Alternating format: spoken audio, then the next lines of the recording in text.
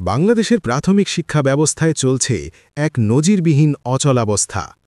আজ রবিবার থেকে দেশের সব সরকারি প্রাথমিক বিদ্যালয়ের শিক্ষকরা শুরু করেছেন অনির্দিষ্টকালীন কর্মবিরতি।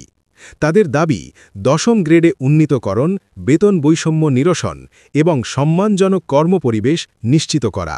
শনিবার সকাল থেকে রাজধানীর কেন্দ্রীয় শহীদ মিনারে অবস্থান কর্মসূচি শুরু করেন সরকারি প্রাথমিক বিদ্যালয়ের সহকারী শিক্ষকরা। তাদের দাবি আদায়ে শাহবাগ অভিমুখী পদযাত্রা শুরু করলে পুলিশ বাধা দেয়। এ সময় ঘটে সংঘর্ষ। পুলিশ টিয়ার সেল ও জলকামান ব্যবহার করে পরিস্থিতি নিয়ন্ত্রণে আনে। এরপরই শিক্ষক নেতারা ঘোষণা দেন, দাবি পূরণ না হওয়া পর্যন্ত কোনো বিদ্যালয়ে পাঠদান হবে না। ফলে সারা দেশের ৬৫,০০০-এরও বেশি প্রাথমিক বিদ্যালয়ে আজ থেকে ক্লাস বন্ধ। শিক্ষার্থীরা পড়েছে চরম বিপাকে, উদ্বিগ্ন অভিভাবকরাও।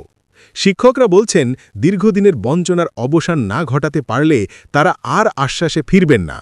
তাদের স্লোগান এখন, আমরা আর আশ্বাসে ফিরব না, এবার বাস্তব পদক্ষেপ চাই। সরকারি শিক্ষাপঞ্জি অনুযায়ী আগামী ১ ডিসেম্বর শুরু হওয়ার কথা বার্ষিক পরীক্ষা। কিন্তু পরীক্ষার মাত্র ৩ সপ্তাহ আগে এই কর্মবিরতি প্রাথমিক শিক্ষা ব্যবস্থাকে গভীর সংকটে ফেলেছে। বাংলাদেশের প্রাথমিক শিক্ষা ব্যবস্থা এই অচলাবস্থা থেকে কবে মুক্তি পাবে তা এখন নির্ভর করছে সরকারের সিদ্ধান্ত ও শিক্ষকদের দাবি পূরণের ওপর। শিক্ষক সমাজ বলছে, তারা শ্রেণীকক্ষে ফিরবেন কেবল বাস্তব সমাধানের পরই।